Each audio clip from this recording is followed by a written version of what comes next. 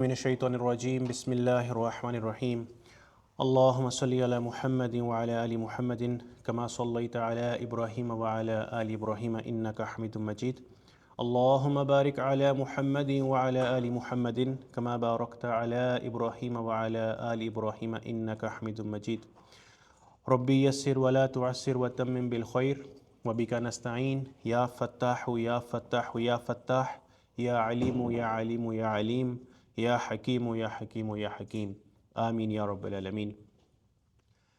Alhamdulillah, we are again together with the tawfiq of Allah subhanahu wa ta'ala for our another session, our third monthly session in the series, Alhamdulillah. And we are getting a very good feedback from the last couple of sessions that Alhamdulillah we all are learning a lot, and especially the engagement and interaction of our kids and young ones, that was much appreciated. So inshallah we'll keep the pattern the same way. So for today's agenda, inshallah, I will start the session on the topic, and after that inshallah we'll have around 10 to 15 minutes for the question answer session relevant to the topic, and after that we have around 20 minutes approximately for the kids to come on the stage, and inshallah I'm going to ask them related to the last session, whoever joined last time, so they are going to share their thoughts, and then after that inshallah we will do the final dua inshallah. So that is going to be the plan. So I think the mic doesn't have that long wire, so I will talk louder so that when I'm using the board, so everybody can inshallah hear me well.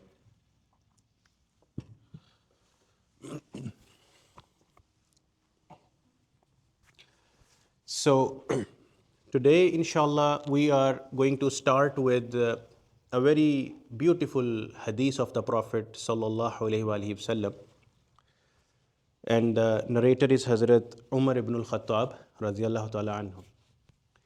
So once upon a time, Prophet sallallahu alaihi wasallam, he was sitting in the gathering of the Sahabas, his companions, and then a strange person came to the gathering, and this man, he was having his clothes very white and his hairs very black. And none of the Sahabas recognized who he is because he was not from the community.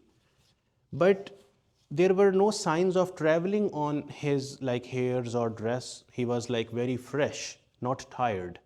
So Sahabas were little confused that who is this person? We do not recognize him. And he is coming fresh, but he is not local. And he is not a traveler as well from his appearance. So this person, he came through the gathering of the Sahabas and directly came to the Prophet sallallahu alaihi wasallam. And Prophet was sitting in the attahiyatu position, and he sat very in front of the Prophet in a way that his knees were touching the knees of the Prophet, and he put his hands on the thighs of the Prophet. And then he asked some questions to the Prophet sallallahu alaihi wasallam. So the first question he asked to the Prophet was that, Akhbirni anil Islam. Tell me about Islam. And then the Prophet sallallahu alaihi wasallam, he responded him saying, An tashhada an la ilaha illallahu wa anna Muhammadar Rasulullah sallallahu alaihi wasallam, wa tuqima as-salata, wa tu'tiya az-zakata, wa tasuma Ramadan, wa tahujja al-bayta in istata'ta ilayhi sabila. So Prophet sallallahu alaihi wasallam, he listed these 5 things. Inshallah we will talk on these in detail. So as soon as Prophet sallallahu alaihi wasallam, he completed his answer, so this strange man, he said, Sadaqt, you said the truth. That increased the confusion of the Sahabas even more, and they were surprised that if he already know the answer, then why is he even asking? Because when Prophet is answering, he is also saying and validating the answer that you said the truth. So if he already knew, then why is he asking? Anyways, this person asked the next question, Akhbirni anil Iman. What is Iman? Now Prophet sallallahu alaihi wasallam mentioned, he said, أن تعبد الله كأنك تراه أن تؤمن بالله وملائكته وكتبه ورسله واليوم الآخر وتؤمن بالقدر خيره وشره. So Prophet sallallahu alaihi wasallam, he listed 6 things in that answer about what is Iman. And he again said, Sadaqt, you said the truth. And then he asked the third question, Akhbirni anil ihsan. Akhbirni anil ihsan. What is ihsan? And now the Prophet sallallahu alaihi wasallam responded saying, An ta'budallaha ka'annaka tarahu, fa'in lam takun tarahu, fa'innahu yaraka. That is the answer he said after that. Means in this answer, what is ihsan? He said two things in that. So inshallah we will talk about this in detail, like what are those 5 things which he answered what is Islam, and those 6 things which he answered or listed in the question about Iman, and the 2 things he listed when it was the question about Ihsan. So there was another question and the hadith goes on, so but I'll keep it up to here because our today's topic is inshallah going to cover these 3 stations on the path of a believer. And the first station is Islam, the next station is Iman, and the third station or the highest station is Ihsan. So that is inshallah going to be our topic. So let's start from the first one, from Islam inshallah.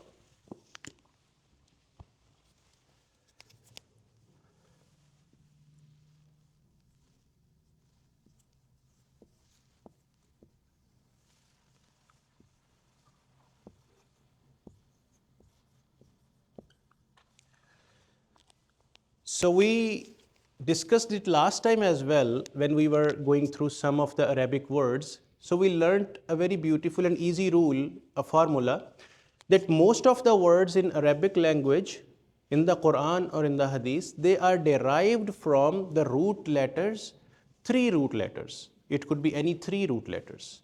So similarly, Islam, this has also been derived from the 3 root letters, which is Seen, Lam, Mim, or Silam. This means to submit.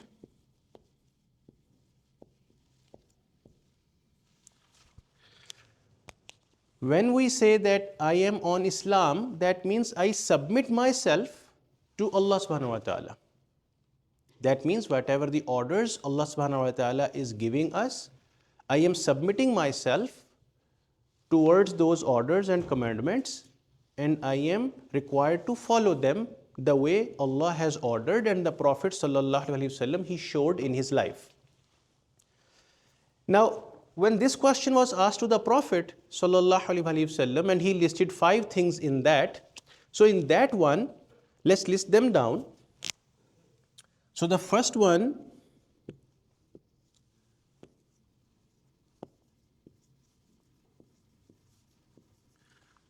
was the Shahada, which we say, Ashhadu an la ilaha illallah wa ashhadu anna Muhammadan abduhu wa rasuluh.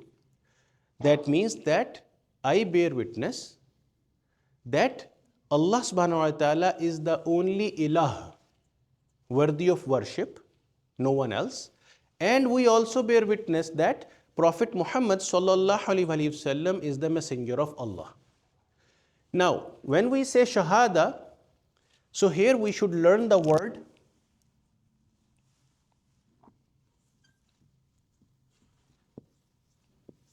Sheen Ha Dal, Shahada. That is the root of the word Ashhadu. So what does that mean? If we learn that, then we can inshallah have our Shahada more and more stronger and our belief more and more stronger. So Shahida or Shahada, that has 2 portions in it. One is to give the message,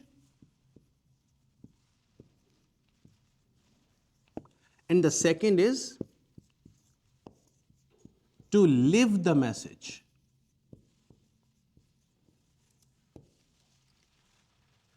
So when we are saying La ilaha illallah Muhammadur Rasulullah, that means we are giving this message to others as well as we are ourselves living this message. Living this message means whatever Allah has told us to do, we are living our life according to that. Whatever Prophet sallallahu alaihi wasallam has brought us the message of Allah subhanahu wa ta'ala, we are also living our life according to that guidelines, uswa hasana, and we are also giving the message to others. So making ourselves as an example for the community and giving the message of Allah subhanahu wa ta'ala to the community. This is collectively known as shahada. So we are required to live our life according to the orders of Allah subhanahu wa ta'ala and according to the role model of the life of the Prophet Muhammad sallallahu alaihi wasallam. So that is the meaning of shahada. So that was the first point out of 5. So these are the 5 pillars of Islam, which we, in other words, we follow them in this way. The second thing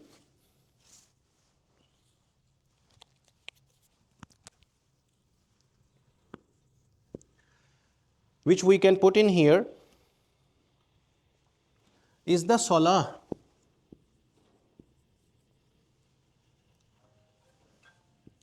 Now here, salah is again the Arabic word and it has been derived from Swad Lam Ha, Sila. In Urdu or Hindi we say Sila Rahmi, to establish the connections or the relations. So here also this word Sila means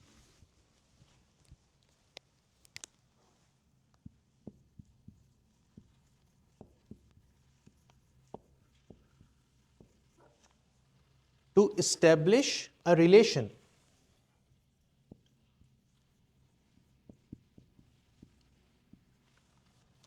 And definitely relation with whom? With Allah subhanahu wa ta'ala. So in our salah, we are supposed to establish a relation with Allah subhanahu wa ta'ala. So that is the meaning of salah.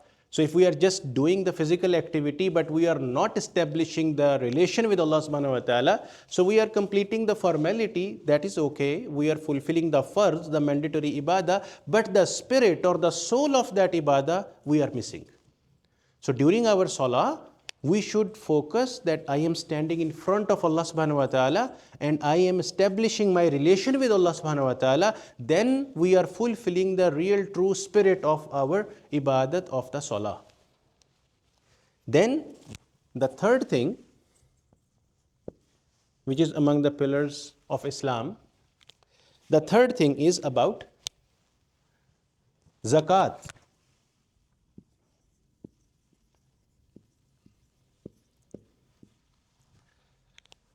Now this zakat, this word in Arabic is also derived from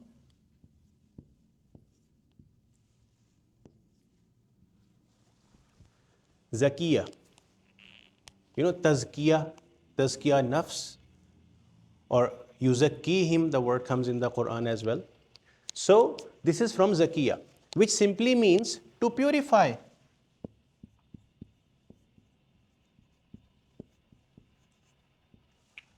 Or to clean. Now in common understanding, when it comes to zakat, we only understand it in terms of financial matters, like okay, end of the year we should do some numbers, whatever is the liability coming up under the zakat, we should pay it to the deserving ones, the list which is given in the Quran in Noor-ut-Taqwa, and we are done with the farz. But here the important thing is that this activity is not only purifying our money but also our nafs, our desires. It purifies our desires, what we want in our life. Because money is something which all those people who follow shaitan, they love money a lot, more than what it is needed for. So, but when you are giving away that in the way of Allah, you are going against those desires of your nafs, which shaitan wants you to follow, but now you are going against it. So that increases and elevates your spirituality. So if we put it in this way, in the equation, in the form of an equation, so we can say that this zakat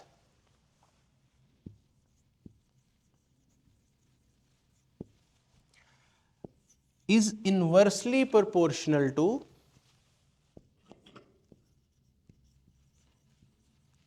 the greed for money or greed for any other worldly stuff. So that greed reduces down when you give away zakat. More you are passionate towards giving away the zakat, less will be your desire of greed towards money or other monetary things. And your heart will become more and more pure and clean. Your spirituality increases. So zakat has direct impact with that. That is why a lot of times our shaykh, our mashayikh and ulama, they suggest us that whenever we feel that we are not on Sirat al-Mustaqim or we are not feeling the connection or the spirituality in our hearts, so they tell us, okay, give away sadaqah or give away some money in the way of Allah. So that results in elevating our level and ranks or darajat of spirituality. So zakat has the direct relation to our spirituality ranks, our ruhani darajat. So that is zakat. Now coming to the fourth part, fasting.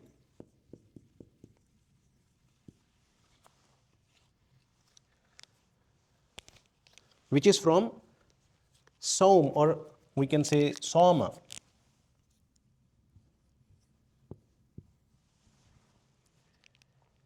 And here this means to hold yourself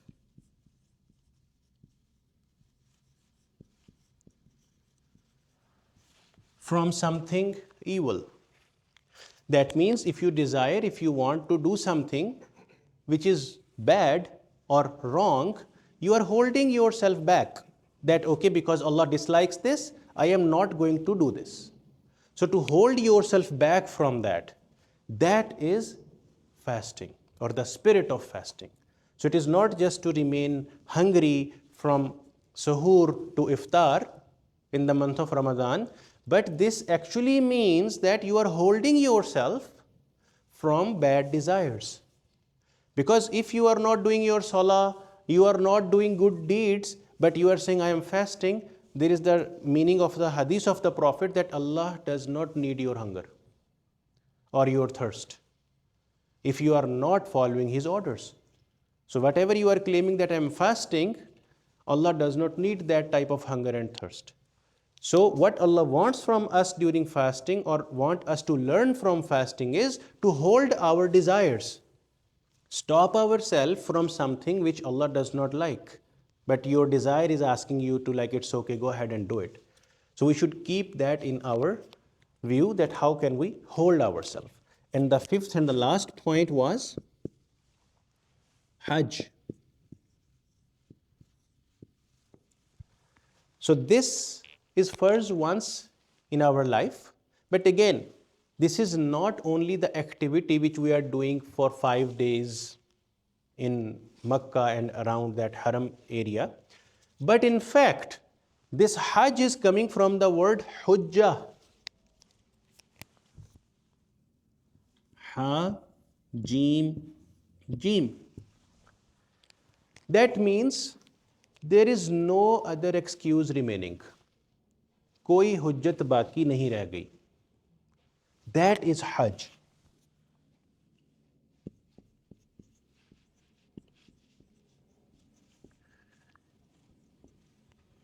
No excuse left.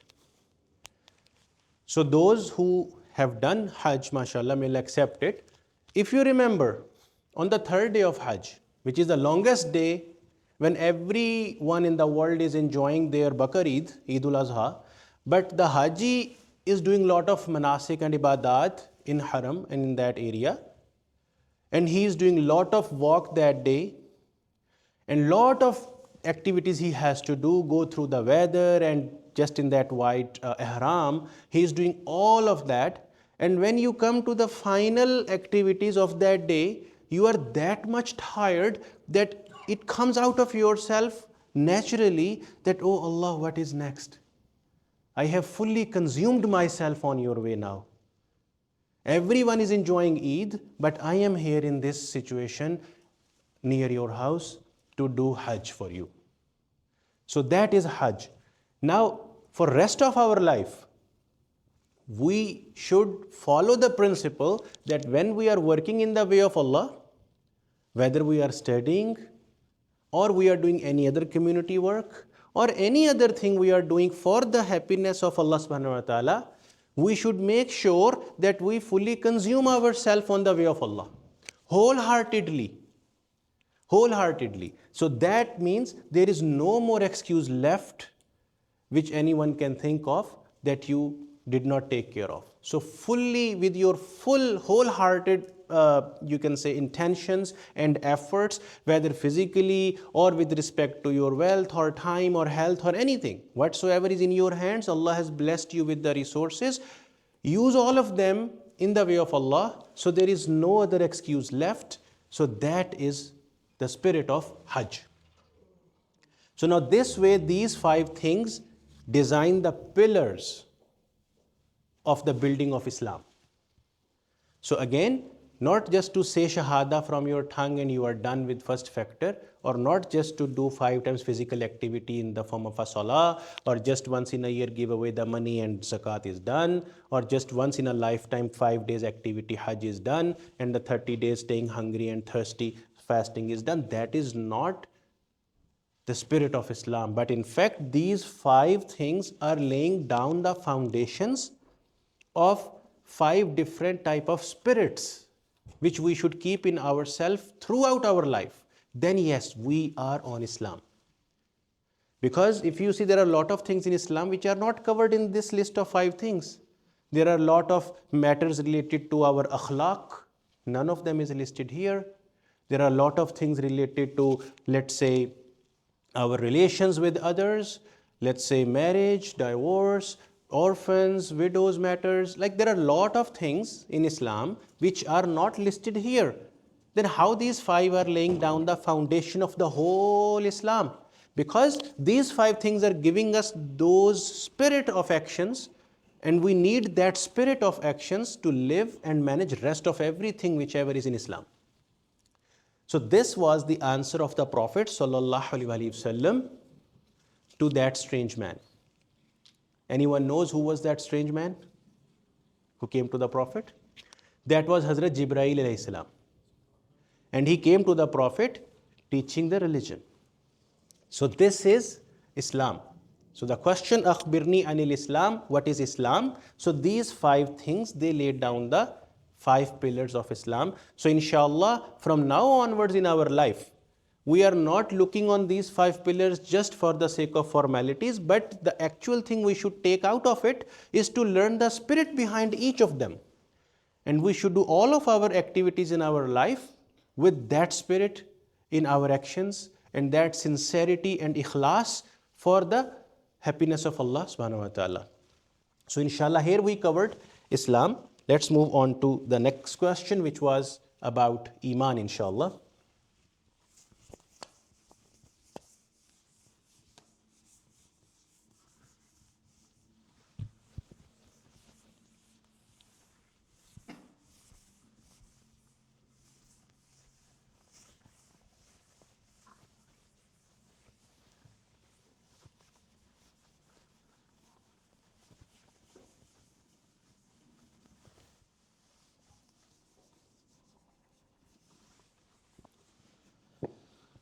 All right. So now the next question, which was asked to the Prophet sallallahu alaihi wasallam, was Akhbirni anil Iman. What is Iman? Now for this one,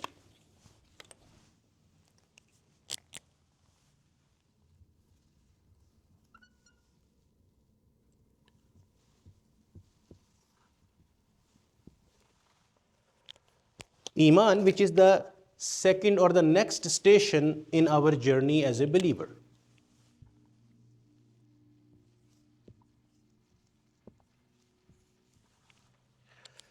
Now, the again three root letters for Iman are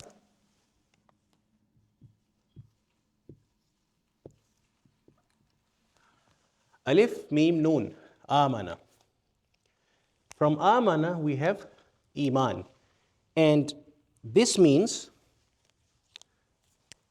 to believe.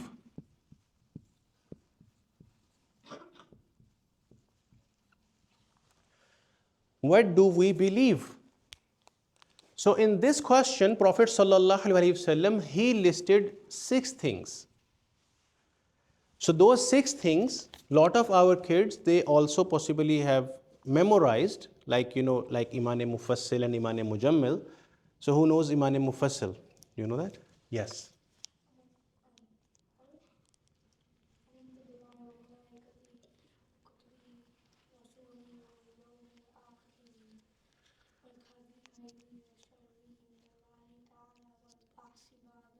MashaAllah.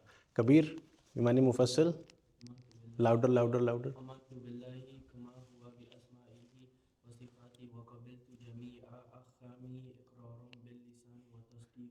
That's the other one.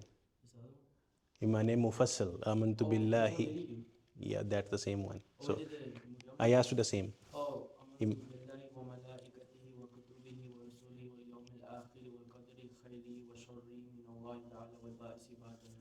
Good. So this is starting with what is the first word? Amantu.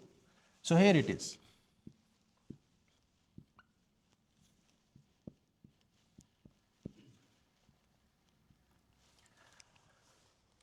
Amantu. That is where it is starting from. So Yasin, do you know the conjugation for amana? Go ahead.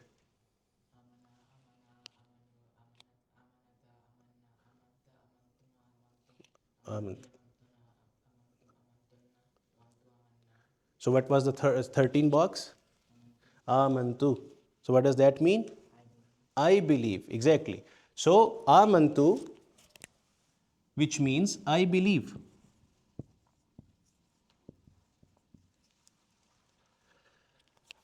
I believe. Now to understand this, to believe something or amana in easy words is that how much comfortable are you when you put your things with these 6 items which Prophet sallallahu alaihi wasallam mentioned in that hadith. So let's go on that one by one. So first one, amantu billahi. So the first one is Allah.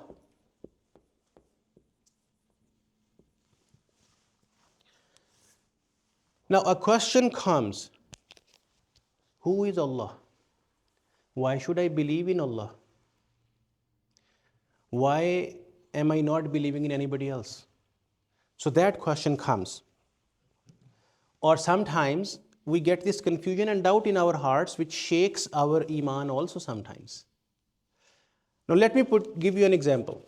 For example, if I tell you that I have a friend, Mr. A, nobody of you knows him. Are you just going to like him? No, because you don't know him. But when I tell you that my friend Mr. A is very good in his akhlaq, he does 5 times prayer on time, he always obeys the orders from his parents and teachers, he always do fasting whenever it is, he gives some of his pocket money in the way of Allah, he does not do anything wrong, he does not hurt anybody, he does not take away anybody else's rights, he is a very good person. Now you will start liking him a little bit, right? When you know more about him, you will like him more. And when you like him too much, that likeness changes into love. You start loving that person. Okay, then one day I tell you like, okay, let's go meet Mr. A. And I take you with me and we all meet Mr. A. He's my friend. He greets all of us. He arranges some good, let's say, party or meal or food for us, and he greets us very good. And you love it. Now, when you see how he is living his life, when you are going to start loving him, you will also try to follow what he is saying or what he is doing or what he is telling us to do. So these are the stages or the steps. So first step is that we know that person, then we start liking the person, then we start loving the person, and then the stage comes when you are in deep love with that person. Then the next stage, which we do not do with humans, but the next stage after deep love is to worship him. These are the stages. Now, why we get doubts in our mind that who is Allah? Why should I believe in Allah? Why should I follow His orders? Because our very first step is not done. To know Allah, who is Allah, that is weak. When we know Allah deeply, truly, which means His 99 names, but Allah has even more names. Overall in Quran and Hadith altogether, around 130 names have been mentioned about Allah subhanahu wa ta'ala. But let's go with famous 99 names. We don't even know their meanings. We do not know any example like, okay, if Allah has this name, then what is the example in which I can apply this particular name of Allah subhanahu wa ta'ala? That, for example, if He's Rahman, how is He Rahman? We don't know. So first step, to know Allah, who He is, then that is it, your job is done. Automatically we will start liking Him, and then that likeness will changes into our deep love with Allah. And when we are in deep love with Allah, we will enjoy the halawat, the sweetness of Iman by following and like by worshipping Allah subhanahu wa ta'ala. So these are the stages. So when we talk about Iman on Allah, that means first we should know Allah. Then we will like Him, then we will love Him, and then we will sincerely with ikhlas worship Him. And that means Iman on Allah. Now after that, amantu billahi, then what do we have? Wa malaikatihi. So that is number 2. Malaika.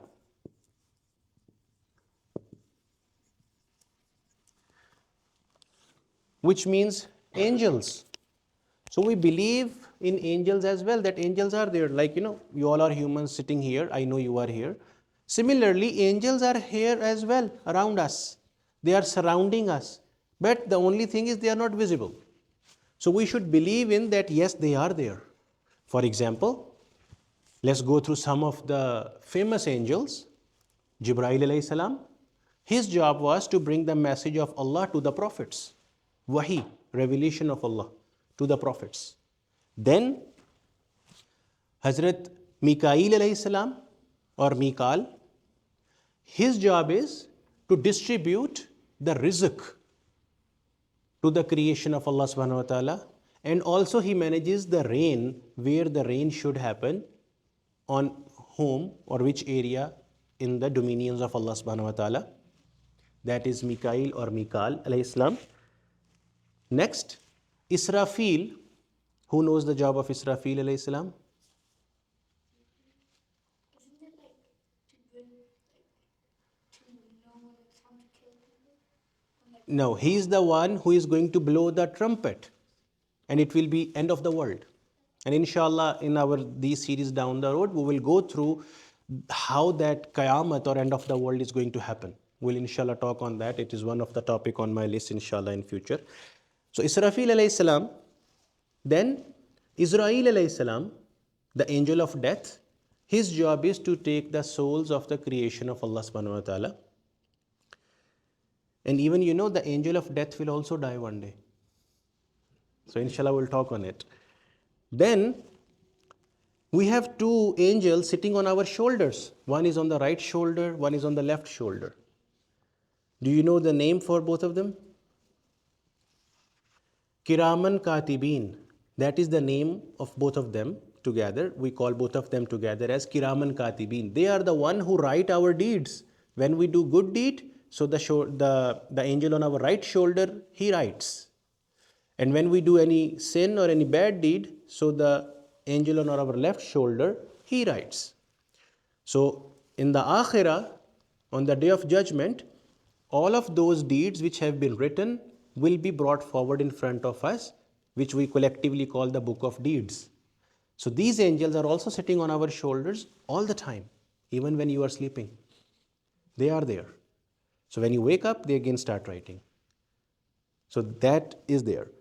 Then there are two more. When we die, we go in our graves. Then two more angels come at that time and they ask us the questions in the grave. We discussed this topic in the first session, if you remember, 3 questions in the grave.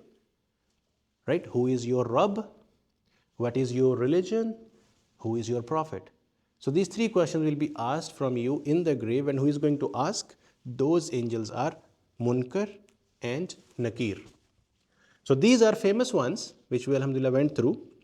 Then the next thing is, so amantu billahi wa malaikatihi wa kutubihi, the books, kutub, books of Allah. Now how do we believe on the books of Allah? For all the books other than Quran, we believe that they were the book of Allah in their original form and they came to the prophets for the people of that time. But for Quran, this book, after it came, it is for the whole humanity, not any specific group of people or not only for Muslims, but for all the humanity, and not only for a specific time, but until end of the world. Even after end of the world, accountability will be happening on the principles mentioned in the Quran. So Quran is for everybody and not for any limited time. So we believe in all other books, but we follow Quran. So these are the books. Then wakutubihi wa rusulihi. Then the next one, prophets. Now for prophets, we know Allah subhanahu wa ta'ala sent the prophets to the creation. Now all the prophets were not only for humans. Some of the prophets, they were sent for humans as well as for jinn, as well as for other creation of Allah subhanahu wa ta'ala. Like our Prophet Muhammad sallallahu alaihi wasallam, he used to understand if any tree is talking to him, or if any deer or any animal is talking to him, or any camel is talking to him. These were the miracles with our Prophet. Hazrat Sulaiman alayhi salam, he was able to understand the language of birds as well. So Allah subhanahu wa ta'ala sent the prophets. Again, other than Prophet Muhammad sallallahu alaihi wasallam, all other prophets were sent for a specific time, for a specific group of people, for a specific area or land on the planet. But Prophet Muhammad sallallahu alaihi wasallam, he was sent for everyone, not for a specific time, but all the way until end of the world. He is the final messenger, Khatamun Nabiyyin. And we all, not only Muslims, everyone is expected and required to follow the guidance of the Prophet Muhammad sallallahu alaihi wasallam. So that is our belief in the prophets. Warusulihi. Next, wal yawmil akhiri.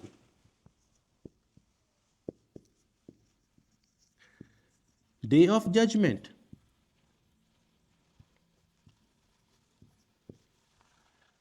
So with this Day of Judgment, our belief is that this world is going to end, our life is going to end one day, and there is another life, and that is the real life, and that will never end. But in that life, how are we going to live that life depends upon how good are we living this life. After this life is over, we are going to go to the Day of Judgment.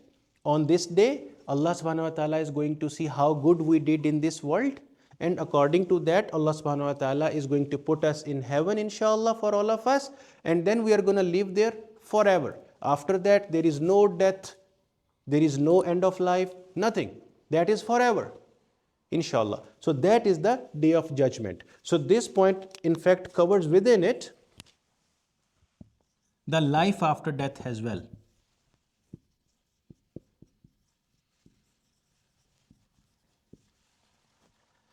And then, wal yawmil akhiri, then wal qadri khairihi wa sharrihi min Allahi ta'ala. That means our luck.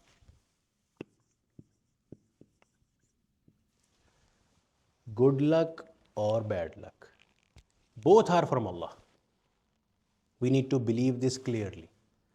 Sometimes we start thinking like, oh, my bad luck. That bad luck is also from Allah, and good luck is also from Allah. Because whatever Allah has decided for you, determined for you, for your rizq, for example, how long you are going to live, those kind of things, whatever is already written in your luck is from Allah. We cannot say like, oh, bad luck is from shaitan. That is not the case. That is why whenever anything bad happens to us, we should not start complaining. We should say, Ma qadar Allah. Whatever Allah has written for me. Say, Ma qadar Allah, and feel happy and satisfied in that. Whatever Allah is doing for you, show your satisfaction to Allah in return. Then inshallah on day of judgment, Allah will be satisfied from you as well. So that is what we should believe in ourselves, that good luck, we know good is happening, all from Allah, alhamdulillah. But when any bad stuff happens, that is also from Allah. Because no one can do bad to you unless Allah allows. And no one can bring good to you unless Allah allows. Everything is with the permission of Allah subhanahu wa ta'ala. And Allah has the wisdom, the hikmat, that which we apparently may see like, oh, this thing is not good for me. But Allah knows. For example, Allah subhanahu wa ta'ala took His beloved Prophet Muhammad sallallahu alaihi wasallam away from Makkah. Apparently, what was looking good in that? But after 13 years, so He took him away, but after 8 years of his migration to Medina, he entered back in Makkah with victory. The conquest of Makkah, the victory of Makkah, just in 8 more years. So Allah knows what He is doing and what that hardship is going to polish you for. So Allah knows. So that is our belief on luck. So that is the list of things we have Iman on. And now the last and the final question which was asked to the Prophet sallallahu alaihi wasallam, that was about Akhbirni anil Ihsan. What is Ihsan? The third level, the highest rank, the station. So first was, what was the first was? What was the first station? Islam. Those 5 things. We need to learn the spirit of those 5 things. Then the next session was Iman, which we do have here. That how comfortable we feel ourselves when we put our matters with them. And now the last, inshallah, let's go through that.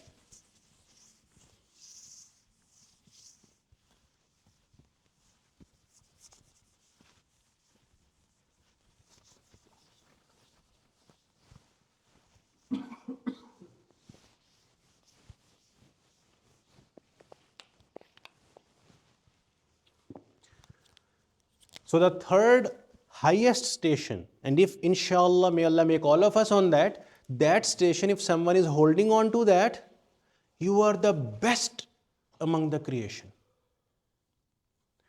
And you will be inshallah among those whom Allah loves. And you will be on the highest ranks in Jannah if you are on this third station inshallah. And that is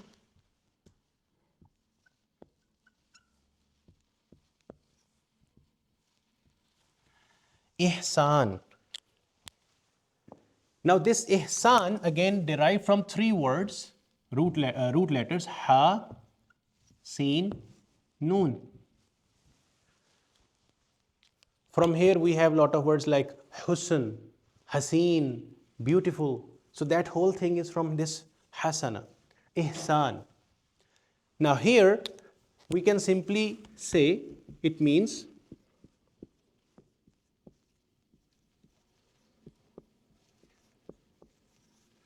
to beautify something. Allah says in the Quran in Surah Ar-Rahman, Hal jaza'ul ihsani illa al-ihsan. Is there any reward for ihsan better than ihsan? That means if you do ihsan, then Allah will also do ihsan with you. If you beautify your ibadat, your worshipping of Allah, in return Allah will beautify your akhirah and Allah will give you the beautiful Jannah. You know, one tree in Jannah, inshallah, that is also another topic down the road, inshallah, on our series, that how Jannah looks like. What do we have in Jannah? One tree in Jannah is so huge that the shade of that one tree is so huge that a horse rider rides the horse for 100 years. The shade of that tree will not end. Just one tree. So there are a lot more wonders in Jannah. So if you do beautification in your ibadat for Allah, the way Prophet sallallahu alaihi wasallam he taught us in his life, inshallah Allah subhanahu wa ta'ala will bless all of us with the beautiful Jannah. Now in this one, when Jibreel alayhi salam asked this question to the Prophet sallallahu alaihi wasallam, akhbirni anil ihsan. So he said two things in that. So the first thing which he mentioned, he said, worship Allah the way you see Him.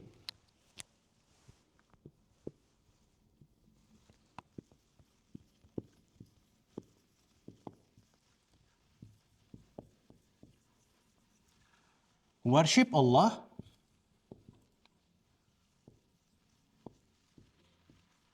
like you see Him. आप अल्लाह को देख रहे हो, the way you are seeing Allah. So keep that in your mind and heart all the time whenever you are living your life. But if you cannot do that, then have the second thing in mind. Worship Allah that He sees you. And this is something definitely easy for us to believe in, that yes, Allah is watching me. So when you are telling your parents that I am studying, but inside your book you have a cell phone open, Allah is watching. Doesn't matter your parents know or no, Allah is watching. That is ihsan. Whenever we are doing any good activity, we should do it that Allah is watching, not because people are watching. Because then it comes in show-off stuff, like, oh, he's showing himself very religious. Then it comes under that. But we should have the belief in our hearts that Allah is watching, and whatever good I am trying to do, Allah is going to reward me for that. And I am not expecting any reward from anyone. Prophet sallallahu alaihi wasallam, whatever things happened in his life with him, whatever he did, he never expected any reward from any other human in his life. He is expecting everything from Allah because he did everything for Allah. And that is ihsan, because he had the belief that he is looking at Allah all the time. That was his feeling all the time, the spiritual feeling. So that is ihsan. So let's come to the conclusion, inshallah, out of this.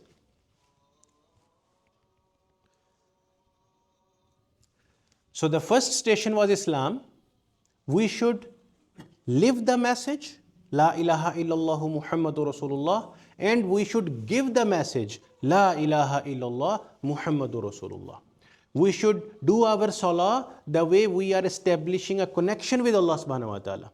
In our salah, in our namaz, we should believe and feel that I am standing in front of Allah. And then when we are doing the zakah or giving away some money in the way of Allah, that means we should also have in our hearts that everything in this world is going to end. And it will increase your spirituality and decrease your greed for this world. And then fasting, we should learn from it that we should hold ourselves back from any bad desires. And the last thing, Hajj, have yourself fully committed for Allah. Have yourself fully consumed in the way of Allah, whatever you are capable of. Because whatever you are doing is given to you from Allah subhanahu wa ta'ala. Once we have all of that done, we have accomplished our first station. Second station of Iman, we believe in Allah. Step number 1, know Allah. Who is Allah? Read His names, understand His names, know Him more, then love Him more, and then in that deep love, worship Him more with ikhlas, sincerity.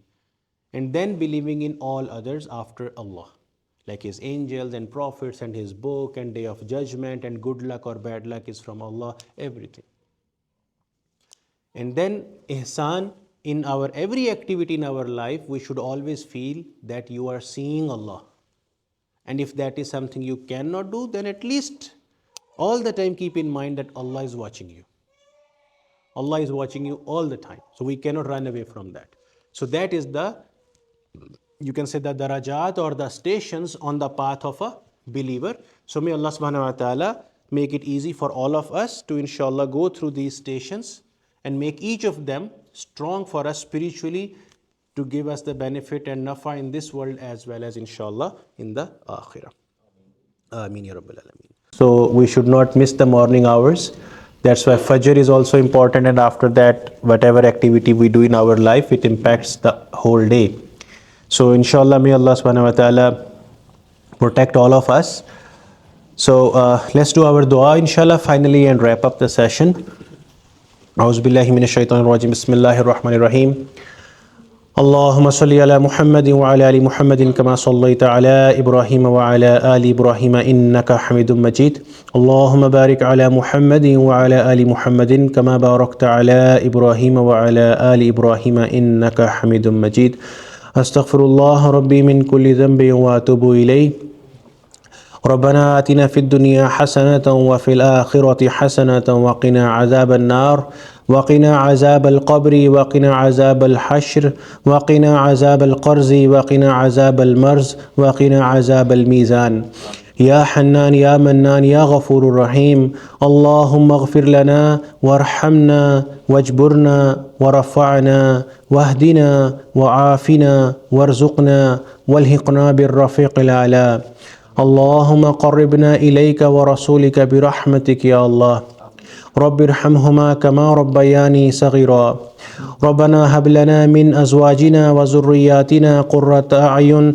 واجعلنا للمتقين إماما Ya Rabbal Alameen, Ya Allah, whatever we did today, please accept this from us. Ya Rabbal Alameen, put barakah in that. Ya Rabbal Alameen, whatever mistakes we have done, please forgive us on all of that.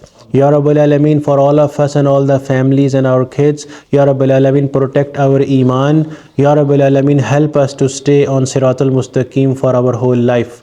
Ya Rabbal Alameen, whenever end of our life comes, make that moment the most beautiful moment of our life on Iman.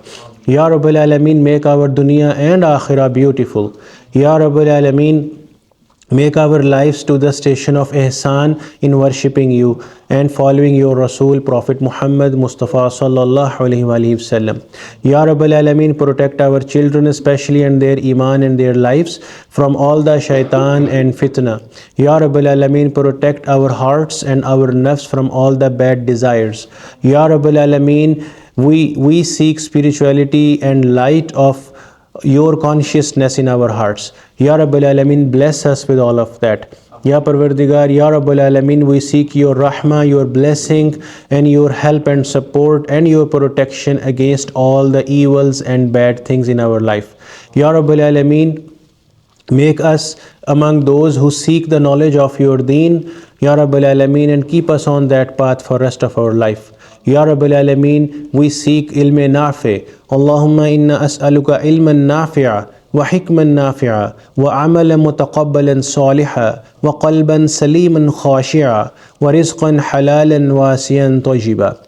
Ya Rabbal Alameen, whatever we have spent our life in the past, please forgive all the shortcomings and sins and any kind of negligence we have done in our life towards your deen.